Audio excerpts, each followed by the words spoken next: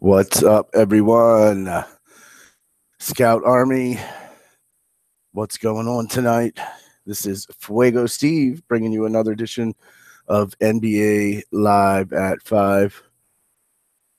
I always kind of talk slow in the beginning of these live shows to try to let viewers come on in. Lou's choking on a J over there or something. That's Jaguar Lou. If you haven't heard, has been away skiing and he's back, joins us. You know, I've had some good luck when you were gone, Lou. I hope you can continue this luck for me. How you doing today? I'm actually hanging in there, a little tired. Yeah. Oh, sorry about that. Choking over here. Yeah. Uh-huh. So I went up to Maine, and now I'm running on McDonald's and road food. But I have a couple nice plays today, and I really like this slate. I wish I was in your position. I know you have some. You're doubling or maxing the qualifier on DK, and we're gonna talk. Steve's gonna talk DK. Fuego is gonna talk DK, and I'm gonna talk FanDuel tonight because I know it's important for you to take this cue early. Yeah, we've talked about it before. I got 2 tickets while you were away to the same satellites that we talk about joining all the time, saying, if you can't afford $700 in a qualifier that's a reasonable to win. I'm not certainly not saying I am going to win, but just take an example of those $12 satellites. There's 71 people. When you're competing in a $4 GPP, there's 150,000 people. You can do the math. One in Fuego, how many 150. have you won so far in satellites? Because between me, you, and Goodsab, I feel like we're taking all these satellites. Yeah, I have two, and I'm using them both tonight in what I love this small slate. So both those $12 are turned into $725 tickets.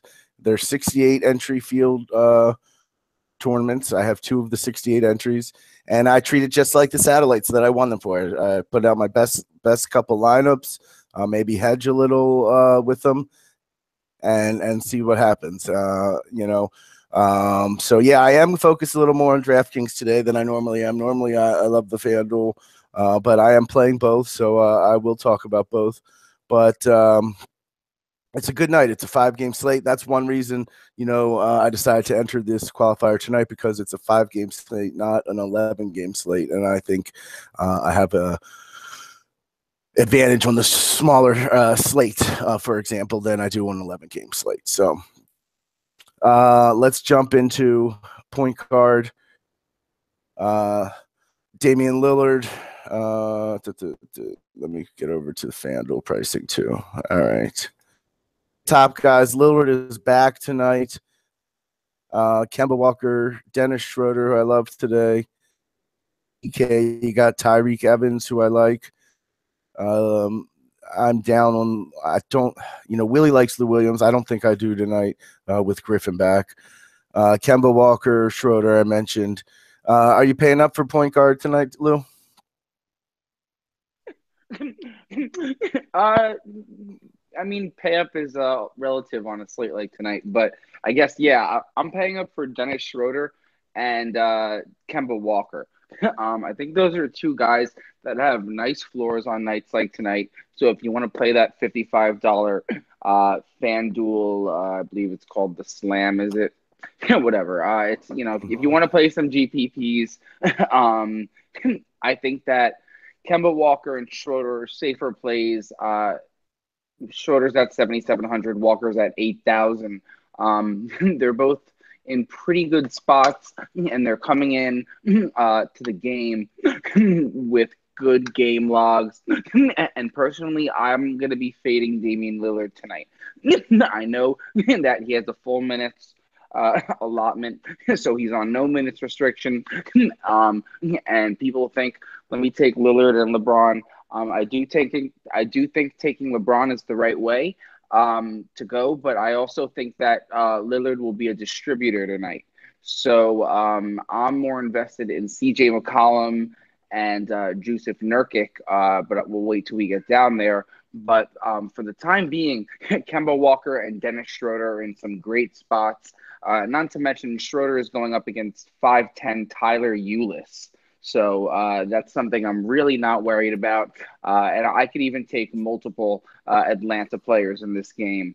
The power forward position being specifically interesting. Yeah, I agree. Dennis Schroeder, however you pronounce it. I think he's like, is he like French or something? He's my favorite. He's actually German, and So it is Schroeder, but he is German.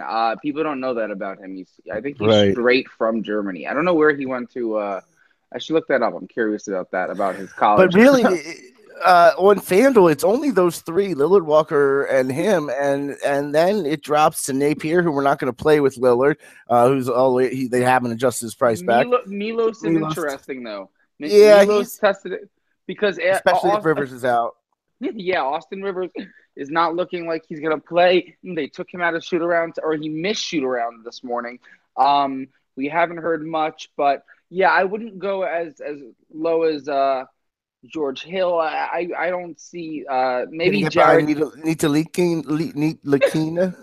No, I can get behind Jared Jack on DraftKings, but I that's as low as I would go. But Jared Jack, they're asking the guards to be more aggressive. He has a good matchup. He did see San Antonio, the same team he's playing tonight, 2 games ago. He played 31 minutes and he had 20 FanDuel points. So that's not what you want. And other than that, yeah, you can't go too low at this guard position. I do think Milos Tesadek is interesting. Yes, DeAndre Jordan and Blake Griffin are going to shoot a lot, but Milos could definitely see some assists. He could definitely see some steals. The offense could start coming back to the form that it was last year, even though there's no Chris Paul. This kid Milos is a talented player. So when you put him with a guy like Blake Griffin back on the court, don't be surprised he racks up a bunch of assists and maybe a couple rebounds, and maybe it even opens him up a little bit for 10 to 12, maybe 14 actual points. So, I wouldn't mind doing that at 5,700. Yeah, I like George Hill more before they said De'Aaron Fox is playing. So that makes me like Hill less than I did before. I really that whole guard situation in San Antonio is you never know which one is going to produce. It gets scary. We'll talk about shooting guard in a second here. Anything else on point guard? You know, it's pretty weak. I would say out of all the positions tonight, it's one of the weakest positions, if not the weakest, at least on FanDuel. Anybody else you want to touch on, or any final thoughts on point guard? Well, I actually don't think it's weak in terms of I like the two players that I'm going to play. I don't think there's a lot of variety, but I think maybe we should just touch really quickly on, for example, your DraftKings plays. You could play, I think, McCollum at point guard, or you could play who's somebody else you could play at point guard that you can on FanDuel. Maybe like like Batum, Dwayne Wade. Like if you're in so like this question specifically for you tonight, I haven't done much DraftKings today, but do you find yourself wanting to use that point guard slot at the top for a non-point guard and get another shooting guard in there, and not maybe right now because forward? I have Schroeder in my lineups, and he's Stop only saying point Schroeder. guard. He's only point guard eligible on DraftKings, so you have to lock him in. So that's making it a little different. I have to, and I think the one that I went with Tyreke Evans, I put Tyreke Evans at shooting guard. So yeah, I like Frank Ntilikina a little bit better at 4,300 on DK. But yes, Jack's only 44. It's tough to decide between the two of them, but I would punt with one of them. And on DK, Dwayne Wade, 4,800. It's interesting to see. They said Thomas is going to be on a really short minutes limit. Isaiah Thomas is back tonight. People do not play him. He'll be on a very small minutes limit. Moving over to the shooting guard spot on Tyreek Evans is too much for me on FanDuel. 9,000. You know, they jumped him all the way up to 9,000 when you can still get Devin Booker for 8. It's reverse on DK.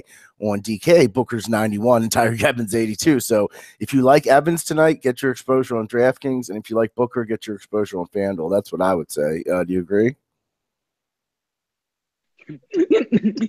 Yes, I agree. I definitely have some shooting guard plays that I like besides Evans, but I do agree there.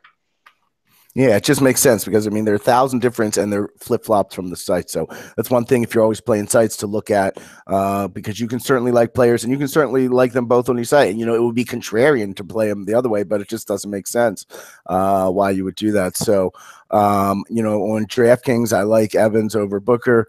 I like CJ McCollum at 7-3. Then it drops down to this 6,000 range. Nicholas Batum, Kent Bazemore, a lot of people seem to like. Taurean Prince, who's eligible at small forward, also on DraftKings, but he's a shooting guard. Talking about some shooting guards today. Yeah, so I have like one main shooting guard play that I really like. He doesn't have much of an upside, but he has been playing very well, and that's Garrett Temple. Garrett Temple finds himself in a nice matchup today against Charlotte. And normally you would say, what are you talking about? Nick Batum's a great defender. And I agree. But for some reason, the DVPs say otherwise. Over the last 5, they've allowed 67.1 points to opposing shooting guards, and Nick Batum's been playing in those games. Their season average is high as well, not nearly as high as their last 5, nor their last 10. But I do think that Garrett Temple's in a nice spot today. He has a good matchup. His past Doesn't 2 bother you games, that they have 18 shooting guards? that's what I'm saying. But like, if you look at all 3 of them, or really the only 2 that I find plausible, Garrett Temple and Buddy Yields, like Temple's the clear option to which one you want.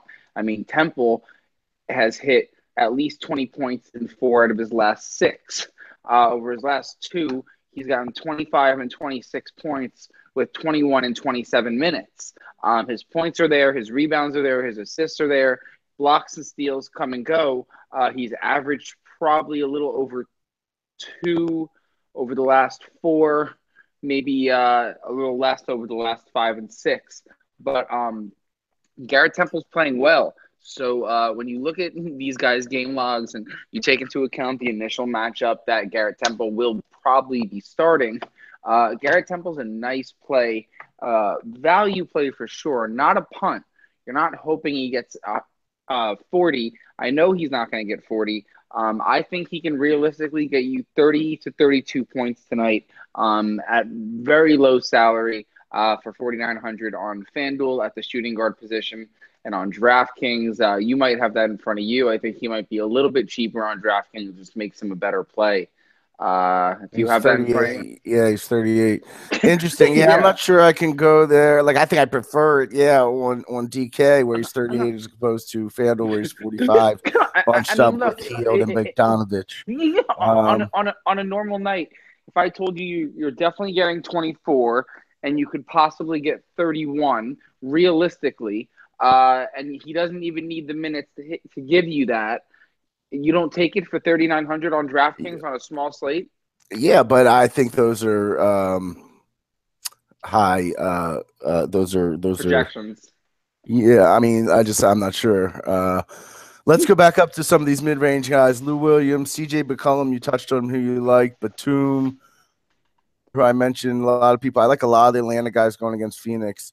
You like Bazemore, McCollum, Batum, any of those guys? Yeah, I like McCall a lot for his price. I think Lillard being back will help him. I don't love Batum, I guess. I'm early on Batum. Let me check him out. How about Bazemore going against Booker? Yeah, I do like Bazemore going against Booker. I hope he doesn't get into foul trouble, but he'll have to stay on the court the whole time to guard Booker, and Booker should be getting the minutes. Kent Bazemore is the guy that would be guarding him.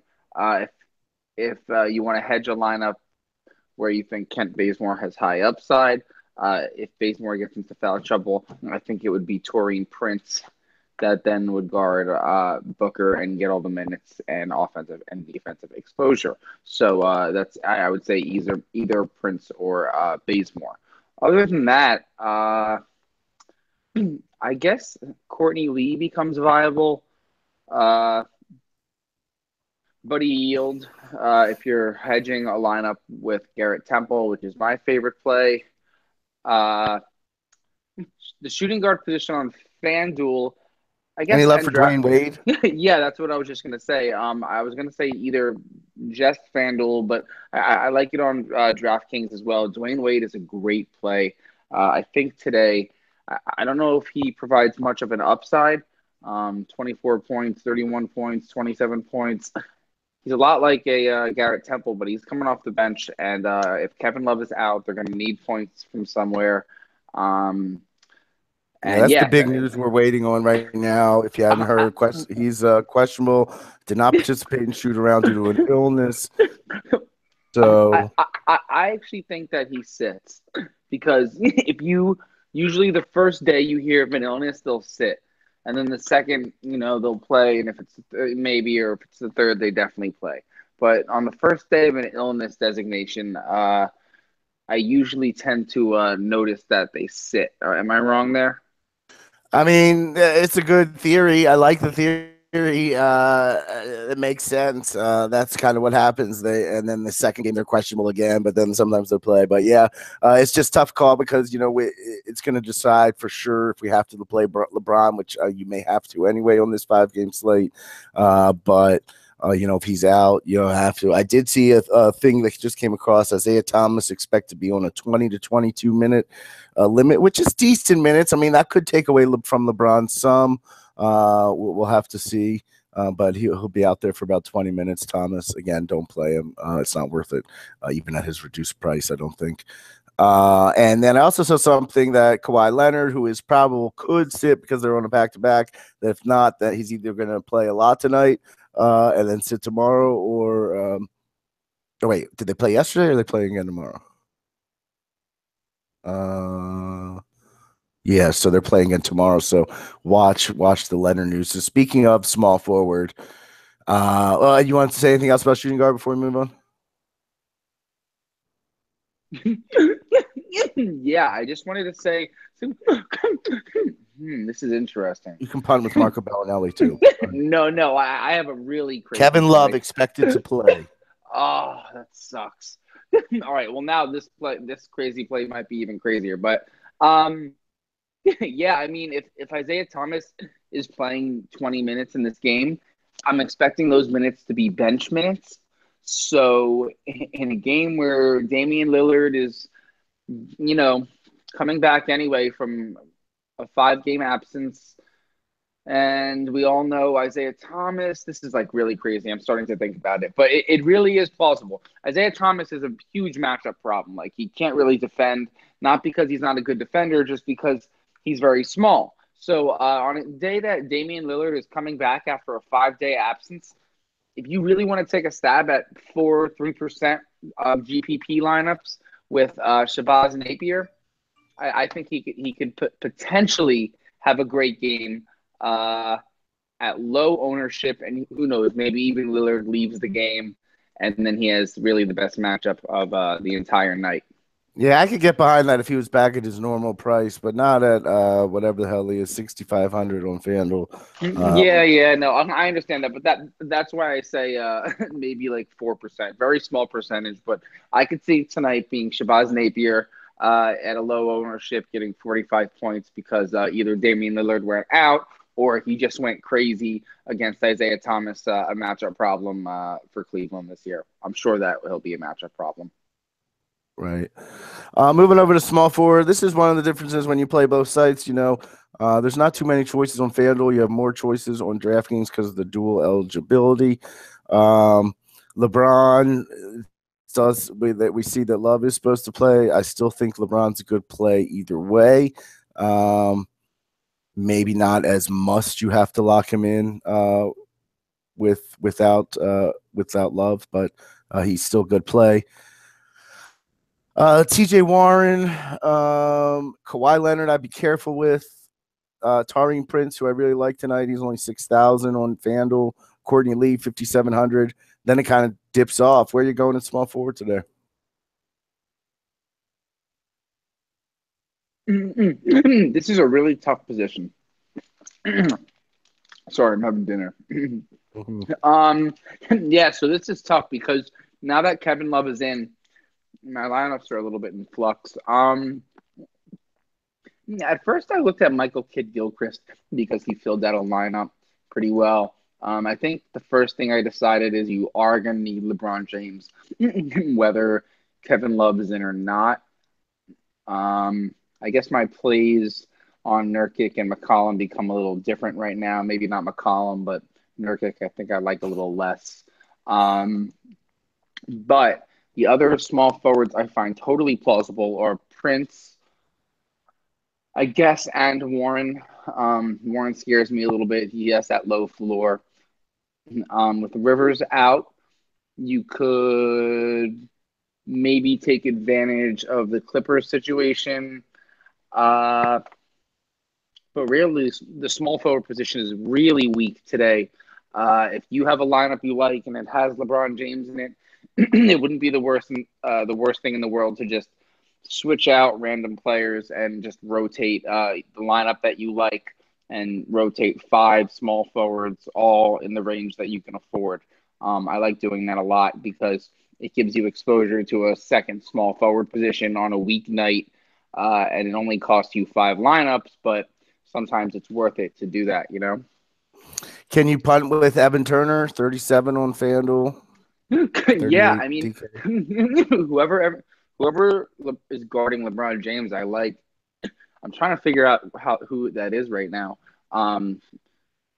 Fantasy Labs has Al-Farouq Aminu guarding LeBron James. If that's the case, I do like Al-Farouq Aminu.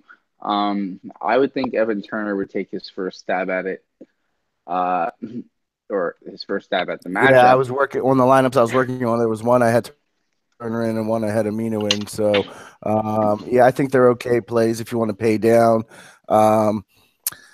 I mentioned Prince. I like all the Atlanta guys against Phoenix, so Prince is a good play, and Courtney Lee's a good price at 5.7. But it's pretty weak there. On DK, you have more options. You can go Ilyasova, you can go Jeremy Lamb, you could go down to Aminu. There's lots of dual eligibility. Is it a Jeff Green tonight? We punting with Jeff Green. You'd rather go Turner? I'd rather go Turner, right? Yeah. I would not. I mean. No, it's not a Jeff Green night, but I will say Courtney Lee at 5,700, like he has the most reasonable floor and ceiling. I mean, he's on the court 33 plus minutes a game over his last 5. So he's on the court. They need him. And if you think about offensive production in this game, you look at the next lineup and you say, who's going to score? Well, you got Kristaps Porzingis going up against LaMarcus Aldridge. Kristaps is obviously a great player, but if anyone's going to slow him down, LaMarcus Aldridge could potentially do that, or they can put Kawhi Leonard on him, which is a little undersized, but could definitely guard Porzingis. And then Enes Kanter has a relatively tough matchup against Paul Gasol as well. So if you are saying who's going to score on this Knicks starting lineup, Lance Thomas is definitely not going to score. He'll defend the crap out of whoever he's guarding, but Lance Thomas will never give you more than 12 fantasy points. So I think Courtney Lee at what is he at here? 5,700 is a good small forward play that really is like a guard. Normally you're going to say you're nuts. You're going up against San Antonio. The Knicks spread the ball around. To Luke when I recommended him today, but Danny Green's going to be guarding him. So yeah, exactly. Yeah, but I'm not afraid of Danny Green. Right, exactly. I would be afraid of Kawhi Leonard, and I don't think there's any scenario where they put Kawhi Leonard on Courtney Lee unless he goes off for 25 actual points in the first half. Speaking of in that same game, would you roll Kyle Anderson? I have him in my. I out, and you got Leonard, who's maybe on the minutes. We don't. well, that's what I mean by putting LeBron in one, and then like taking three guys down, because if you have enough money for Lee, like, yes, I like Courtney Lee, but yes, I also like Kyle Anderson, depending on what's going on with Kawhi Leonard. Like Kyle Anderson against New York 2 games ago got 29 minutes, 27 points. At 4,200, I'll take that all day. And the 29 minutes was very encouraging. You get nervous because it's 2 games later, so maybe Kawhi Leonard has a little bit less of a minutes restriction. But that's why I say, like, rotate three guys. Like, do a lineup you love, leave enough space for Courtney Lee, and then just do the same lineup, throw in Michael Kidd-Gilchrist, and do the same lineup, throw in Kyle Anderson, and end it there, because the guys under that really aren't the same caliber. But those three guys at 4,200, 4,700, and 5,700, and then for that matter, 6,000 with Taurean Prince, I definitely think rotating a lineup and rotating a lineup starting with LeBron James and leaving him in for all 4 lineups, and then simply just switching out the other small forward positions to either Prince, Lee, Gilchrist, and Anderson, and just do it all and just cover all the angles, because this position is really weak tonight. Somebody backing up a step to shooting guard asked about Lou Williams in the chat. Would you play? Say you got good DVPs versus Memphis, so you could go back to Lou Williams or just stay away with Griffin. With Griffin on the court, I don't like Lou Williams. Lou Williams' usage numbers back in Houston used to go all up and down when Ryan Anderson wasn't in and Eric Gordon Did wasn't go off in. the other day with him, but I think that's going to not be the normal case. I mean, look, they're not on the court. Ideally, for the coach, they're not on the court at the same time anyway. But like last game, he had 37 minutes. That's when he had that 56-point game. I don't think that happens again. Like, right. I really don't. I tend to agree. Yeah, and then also you're paying 7,400. Like, yeah, it's not the 8,200 that we all paid a couple weeks back, but you're also paying a high price for really a sixth man that they want to rest probably sooner rather than later, considering he's been getting heavy minutes since Griffin went down, and all these injuries. So small forward pretty weak today. Power forwards a little deeper. You got Porzingis at 9.5. I'm not playing him against the Spurs. If someone wanted to, I wouldn't say it's horrible play, but I'm not going to do it. Griffin, who's 9,000 on FanDuel, I like so much better on DK because I was making out my lineups and he's 8.4 on DK. So I like Griffin better on DK. Love now probable. Well, he's power forward on DK, not on FanDuel. Aldridge, and then it drops all the way to John Collins, Ilyasova, Aminu. I like Aminu. I like Marquise Chris. He's been getting more minutes. He's been playing well. People in the chat were putting me on to Frank Kaminsky. His minutes are up. Zach Randolph, super cheap on FanDuel at only 5,100. So I think we're a little deeper here at power forward. Who do you like at power forward?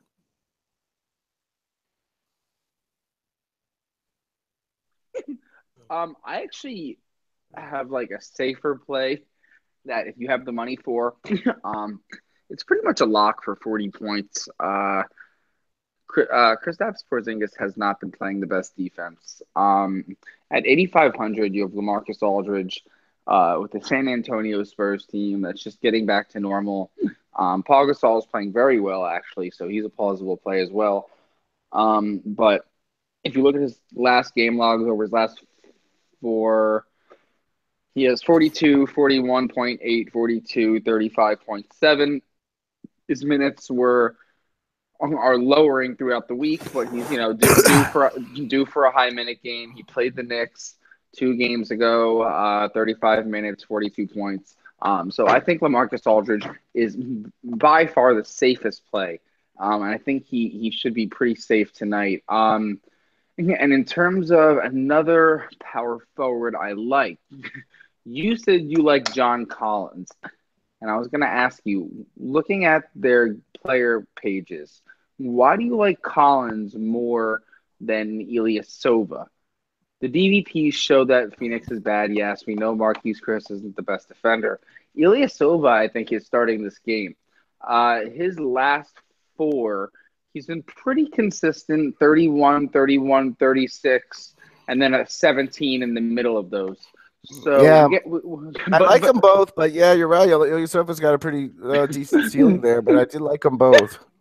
well, the real thing that impresses me with Ilyasova is his minutes. Yeah, they both have that 30-point ceiling, I guess. Um, but Ilyasova's minutes are higher 28, 28, 29, 35, 30. Obviously, the team wants him on the court as much as possible. If the matchup physically dictates John Collins, I could understand that. I think John Collins is slightly bigger, um, and his game logs are equally as mediocre. I mean, they're good for who they are, but neither of them is really going above 33 points realistically. Um, but I kind of think Ursani Ilyasova, if he starts, is the better play. Now on FanDuel, Collins is $200 salary more. So you really have to make this decision. Collins obviously has been playing well, but in much less minutes. Collins' minutes is Yeah. 25, 20, 23, 20, 26. He's obviously the better player, maybe, or Well, maybe he's dropping going up. down, do you like Aminu? Do you like Chris, Kaminsky, Randolph? Aminu, I don't mind, I guess. Um, just so you Chris's guys minutes have remember, been up. Chris has been playing. He 20, 28, 29, 25, 24, 25, 34, 28 FanDuel points. well, look, I don't mind Chris, but I don't know if you guys remember, but Michael Beasley had a 51 fantasy point game against San Antonio at San Antonio in 32 minutes of play on the 28th of December. So this is that same matchup. I don't know if you want to go back to the well there, but he does tend to have these matchup games, and Michael Beasley is a player that takes advantage of these matchups. So I think maybe Porzingis got into foul trouble, meaning pairing LaMarcus Aldridge and Michael Beasley could be very beneficial tonight, and it makes sense correlation wise. Um, I don't really like to take games like in the past week and be like, oh, it happened, 7 days ago. It's going to happen again. But I do like the pairing of putting, I guess, more so on FanDuel, but I would put LaMarcus Aldridge on a team, assuming that he puts Porzingis into foul trouble, or at the very least gets him off his game. And then Michael Beasley comes into the game early at a $5,300 salary. We all know what he can do when he is featured on the Knicks. It rarely happens, or not rarely, but when he starts to get featured, he has these ceilings. Most recently, 39.6 points against Houston on the 25th. And then he hit 42 and 37 in back-to-back games on the 18th and 21st. And then he had 51 points against the same team he's playing tonight, San Antonio, on the 28th. So Michael Beasley is the most interesting guy in that area for me in terms of upside. Homer. Yeah. Cool. I like the way Chris has been playing. I think I get your points with Beasley, but I just like the way Chris has been playing in the minutes. The guys have kind of got me on Frank the Tank a little. I prefer him more on DK than I do FanDuel, to be honest with you. Let's see his price. He's only 4,300 on DraftKings, and he's 5,200 on FanDuel, so I like him better there. But I like Randolph better on FanDuel at only 5,100 versus Charlotte. If he gets the minutes, he gets the points. The question is just, does he get it? That's probably as low as I'm going on FanDuel. On DK, I could see, like I said, Frank Kaminsky. Aminu's only 4,500 on DK. I like that. John Collins only 4,900. Chris only 4,600. So there's lots of places. Like, it's definitely deeper, a deep position on both sides tonight. Moving over to the center spot, we got Howard, the most expensive on FanDuel, Marc Gasol, Kevin Love, who looks like is probable now, DeAndre Jordan, Willie Cauley-Stein, been playing great off the bench, Nurkic, who's been playing a lot better, Pau Gasol. Those are your top guys. They got Enes Kanter, Alex Len, Tyson Chandler's your punt play at 4,500. Talking about some centers. Who do you like tonight? Well, originally I was on Nurkic, but I guess not so much anymore. uh, Dwight Howard, I guess, is the chalk. I don't think I'm going to be on him too much. I was really locked in on that Nurkic play, which would have been great. Um, I mean, he's still a decent play, no? yeah, I mean, I just like the fact that How about Pau uh, Gasol? You look at his game logs before this most recent one. yeah, 100%. I was gonna say that Pau Gasol is in a great spot. Um, the thing is like I might be doing the Marcus Aldridge Beasley connection, that because it makes a lot of sense. But Paul Gasol's been playing very well lately against the Knicks. Back on the 28th, like I spoke about with LaMarcus Aldridge, he played 25 minutes, 40.7 fantasy points. Um, he's been really lights out, and I have no problem going back to him today. And his price is ridiculously reasonable for what he's really been doing. I do think you can roster him and Aldridge together. I have no problem with that. And you do have to save somewhere. So Paul Gasol is a very reasonable player on FanDuel, DraftKings. He doesn't really take the three ball. I don't think he gets many double doubles. So actually, he gets double doubles. Actually, wow, he's had four double doubles. Uh, oh no, he just But he's missed the also fourth. 6,900 on there, so I definitely like him better on. Yeah, But yeah, I definitely, mean, he's definitely put up the DK points 43, yeah, 41, definitely, 47, 52, so he can do it there. definitely better on FanDuel.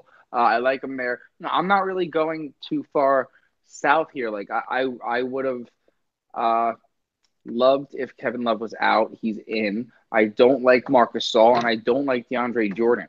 I think you You have don't to like know that that. matchup? I think you could go either of No, them. No? no. I think they might rack up a ton of rebounds, but like those are two of the best defenders in the league. Like So the you think last they'll time cancel each other out, huh? yeah, the last time they played was in December. This like it was just a week ago. It was December 23rd at Memphis. DeAndre Jordan had 36 minutes, 29 36 minutes, 29 fantasy points. He had 4 points, 18 rebounds, 2 assists, 1 block.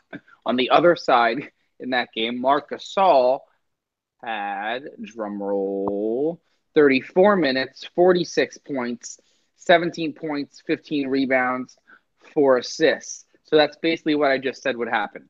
They're going to get all the rebounds. There's going to be a whole bunch of missed shots, but they're going to have to score 30 actual points to hit value. I like Marc Gasol, but even when he got 46 in this game, he probably got it when he was priced up last week, and he's still priced up at 8,200. So I'm not paying 8,200 for a 46-point game, especially because I think that was lucky that he even did that good. Now, So talk to me a little bit. Okay, that's fair yeah. enough. Talk to me a little about Willie Cauley-Stein. Coming off the bench, he's got 5 straight games with 32 plus FanDuel points. He's been Yeah, playing well, so he won't. If he's coming off the bench, normally he won't be going against Howard, right? Or at least for the most part. It just depends. yeah, I hope he goes up against Frank Kaminsky, but he won't. Um, but yeah, he has been performing very well 36, 32, 36, 39, 38. Not much of a massive elite ceiling, but if you want to lock him in for 71, I have no problem with it. He's probably safer than Paul Gasol, but at 62, you have somewhat of a higher ceiling, but your floor is lower, as you see in that last game, and you get less minutes out of him.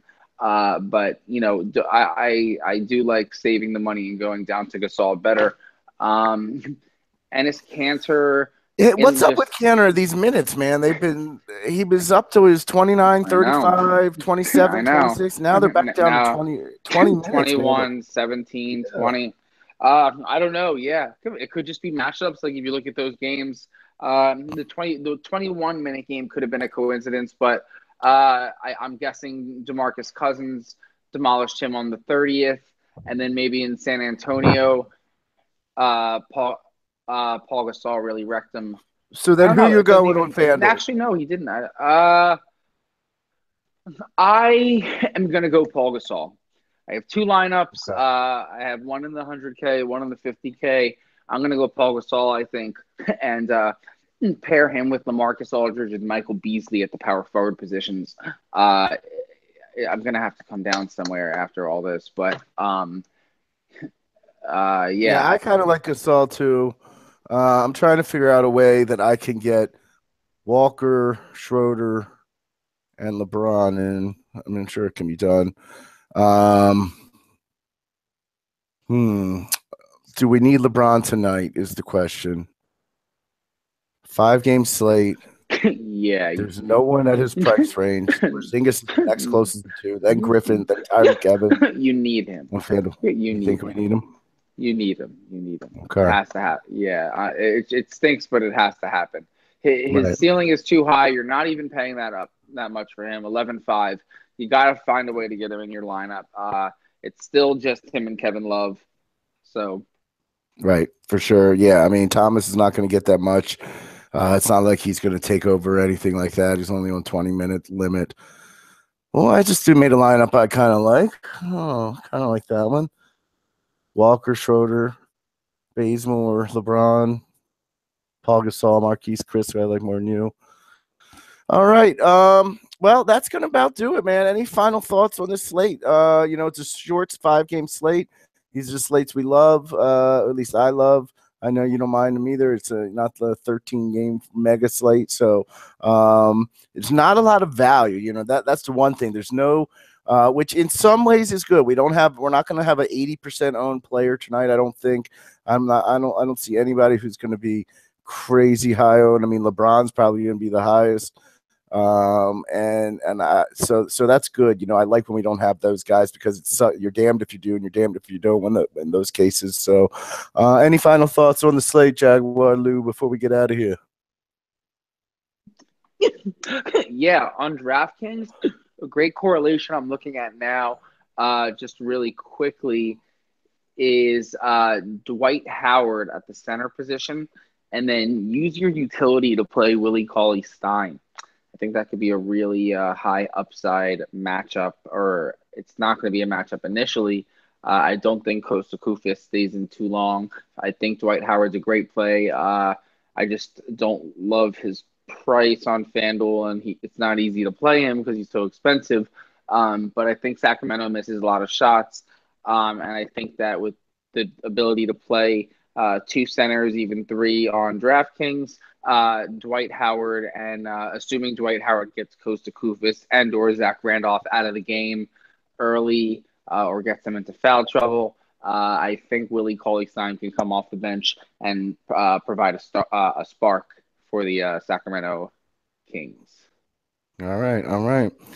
Sounds like we both like LeBron and we both like Howard much more on DK at the big price difference. And keep in mind those shooting guards, Tyreek Evans and Booker, we like on opposite sites due to their price flip-flop there. Booker 1,000 less than Tyreek Evans on FanDuel and 1,000 more on DK. So get your exposure on those sites. And good luck, everyone, ladies and gentlemen. We'll be in chat from now up until lock, or I'm going to set my lineups and I'll jump into chat. And if you haven't joined Slack chat, send us an email to support@ScoutDFS, and we'll add your email to the Slack chat. And for Jaguar Lou, I'm Fuego Steve. Get that money. Peace.